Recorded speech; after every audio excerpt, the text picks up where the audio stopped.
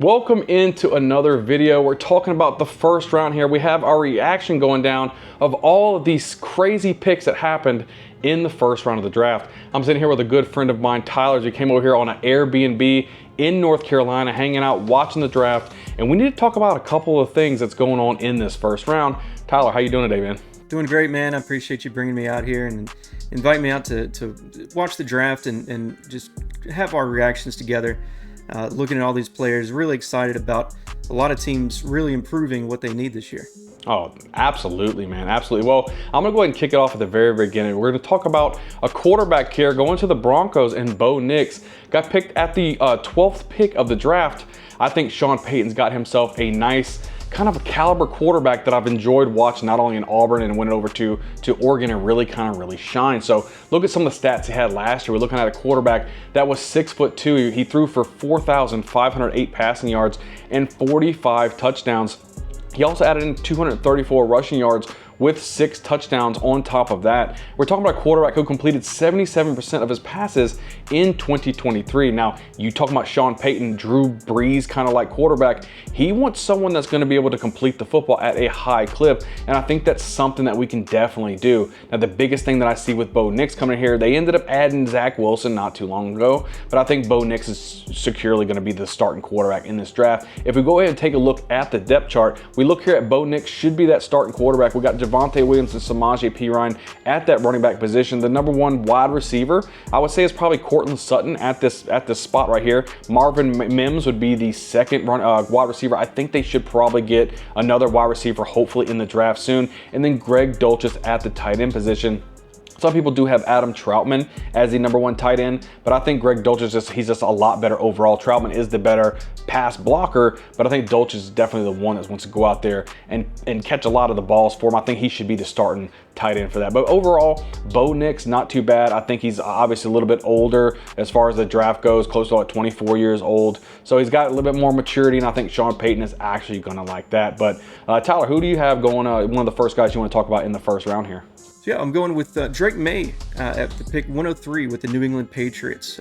We've got him coming out of North Carolina, who hasn't historically given us a lot of stellar star quarterbacks in the past, but I think the Patriots are really excited about what he can do and what he can bring this team. We've got some offensive weapons around him in Ramondre Stevenson at the running back position. We've got 2 excellent hand tight ends, Hunter Henry, Austin Hooper, guys that are wide open all the time that can really give him that nice comfort blanket there, because we know that rookie quarterbacks historically do love their tight end position, but the wide receiver position is wide open. We have no idea what could be going on there. We expect to see the Patriots draft some later on, and we're excited to see who could land there. So since we saw Brady leave the Patriots in 2019, we've had 5 different quarterbacks that the Patriots have yet to hit on, including ones like Cam Newton, Bailey Zappi, and then Mac Jones, that they gave every opportunity to do what he could with the team and just didn't have it in him to lead that team, who's now backing up Trevor Lawrence in Jacksonville. So I really think the Patriots hit their positional need right here at the 103 with an excellent, amazing quarterback in Drake May. I'm really excited to see what he can do.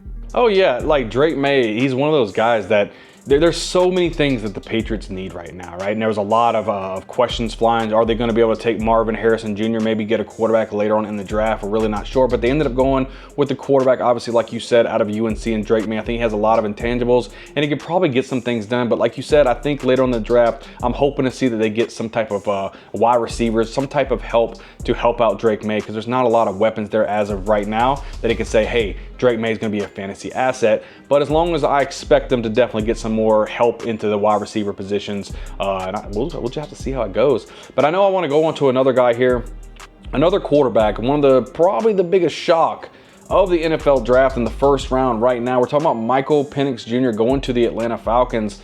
Somebody who they just paid Kirk Cousins a $180 million contract back in March, right? So it's a very questionable play call, right? Kirk Cousins himself was even kind of puzzled of what even happened in this situation. Now, I know they're probably, he's coming off of an Achilles injury. Will Kirk Cousins be back to 100%? Yada, yada, yada. But you don't put so much money into a quarterback for them to just take another quarterback with the 8th pick in the draft kind of blows me away here. But let's kind of look back at the University of Washington, what Penix was able to do as far as stats go. Penix was a 6'3", great quarterback, nice pocket passer type of quarterback, 4,903 yards passing with 36 passing touchdowns alongside just 8 rushing yards and 3 touchdowns on top of that. We all know Penix is not an outside of the pocket type of guy. He's not going to be scrambling too much. He's there in the pocket, and he's going to try to deliver the ball as best as possible. Now, we talk about our first round type of players. People like Penix and others are going to get what's called a 5th-year option, right? So with Kirk Cousins signing a 4-year deal, they could be going into Penix's 5th-year option, having to make the decision, do we want to re-sign Penix or not? And there's a possibility he may not even be on the field. So I think Michael Penix Jr. is a huge questionable type of pick, especially when they had a lot of needs on the defensive line. That's where I thought they was going to go, but they didn't. They ended up getting Penix. Just very, very questionable for me, but we'll see how it pans out in fantasy football. You never know, 3 to 4 years from now, we could be saying the Falcons made the best draft pick possible. We'll have to wait and see. But I know with us talking about some questionable type of players, I know Tyler's got a questionable player that he's going to be talking to, or a questionable situation that ended up getting into a player in the first round as well. What you got over there, Tyler? Yeah, so we've got probably the most questionable pick there with the Falcons at the 108. A very questionable pick that or transaction that happened with the Buffalo Bills and the Kansas City Chiefs. The Bills decided to allow the Chiefs to move up in the draft to take a very, very sought out positional need for their team, and they did so pretty darn well, some would say, in Xavier Worthy from Texas. He's a 6'1" receiver from Texas that has, I don't know, the fastest combine time in the 40-yard dash in the history of mankind. And here we are, the Bills, who can't seem to get past the Chiefs in the playoffs, are allowing them to move up and get what some are calling the Tyreek Hill replacement for the Chiefs. Everything going on with them in the offseason with Rashee Rice and the rest of their wide receiver squad. Kadarius Toney fumbling passes all last season. They really, really needed a stud receiver, and they got one here. He had 75 receptions for 1,014 yards and 5 touchdowns in Texas. And with him streaming down that field, catching balls from Patrick Mahomes, I tell you what, he's somebody that I'm going to be looking at in every draft, in every type of redraft, dynasty, what have you. I think that he really could be the next Tyreek Hill for the Chiefs. We're really excited to see what he can bring to that team. Oh, absolutely. And I mean, the Chiefs, I think they're going to be completely loaded, especially on that wide receiver position. They're starting to bring some players in here, right? So we have a big question mark, obviously, about Rashee Rice. But let's just go ahead and look at the depth chart really quick, just to kind of go over and kind of see the landscape of what's happening. Obviously, you have your Patrick Mahomes sitting right on the top, or Isaiah Pacheco running like an absolute madman in there. And then that wide receiver position with the Xavier Worthy addition here, you see Rashee Rice at the top of that depth chart. What's going to happen with the legal? He's probably going to face some type of suspension. Can't wait to see exactly how long he's going. He might even miss the entire season. So we're looking at the number 1 wide receiver probably being Marquise Brown.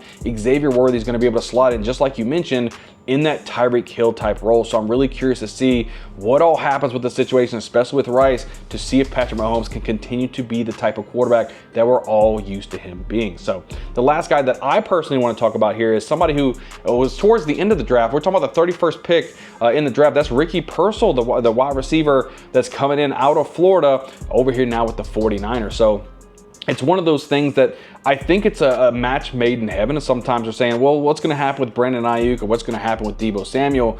But I think those are two different skill sets. The skill set of Deebo Samuel, he's a bigger type of wide receiver, more like a yak type of wide receiver, right? Kind of bully guy, some of that the line, maybe some jet sweeps. You got Brandon Ayuk, more of a deep kind of route guy, making those big splash plays for you. But Ricky Pearsall is not like Deebo Samuel, and he's not like Brandon Ayuk, so he's kind of a wide receiver on his own, and they've already said they're really not looking, as of right now, to move either Deebo Samuel or Brandon Ayuk. So Ricky Pearsall should be slotting right into that kind of third wide receiver eventually, right? Let's just go ahead and look a little bit here at the depth chart to see at the quarterback position. We know we have Mr. Irrelevant himself at Brock Purdy. Christian McCaffrey, you know he's leading the charge at the running back position, and George Kittle at the tight end. What we need to focus on here is these wide receivers. I mentioned earlier, Brandon Ayuk and Deebo Samuel sitting right there. They are the 1A and the 1B type of wide receivers. You're going to slide in there Ricky Pearsall. We got to remember Juwan Jennings on the last year of his contract. He should be going after that, and I do like a little bit of Danny Gray. So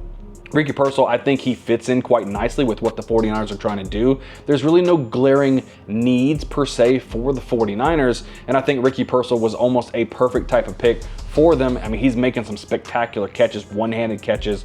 He did a really good job at the University of Florida. So he's a really good guy that I'm interested to see what he can provide for your fantasy team.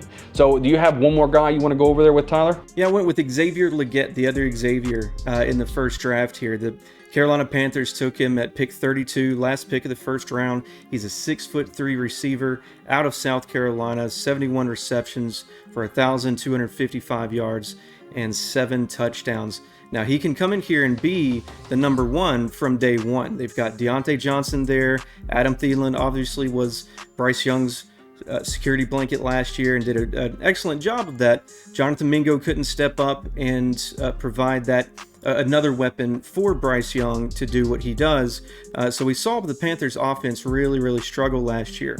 A lot of people expected them to maybe take some offensive line in this first draft or this first round, and they didn't do that, but they addressed a very much needed position, and I think Xavier Legette is an excellent fit for that team and what the Panthers need to do moving forward.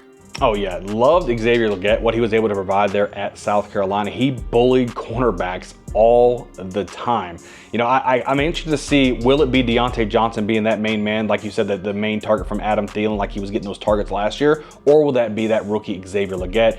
Either way it goes, you got the nice flashy type of wide receiver in Deontay Johnson, and you have the big body wide receiver in Xavier Legette. I like that pick as well. I'm curious to see where he's going to be in fantasy football. But check this out, guys. It's just a small video. I wanted to go over the first round of the NFL draft is now over. These are our initial reactions, what we want to see. I know we're going to come out probably tomorrow with another video of our day 2 and day 3 reactions to kind of see what the whole fantasy football landscape is starting to look like. This is the exciting part of the offseason, is the NFL draft, and I'm here to help you guys right here on the Bayou Bengal Fantasy Network to make sure you have the best team possible to ultimately win that championship. Be sure to hit that subscribe button. We're really cruising right along, close to 1,000 subscribers. Hit a like button and leave a comment down below. Who is y'all's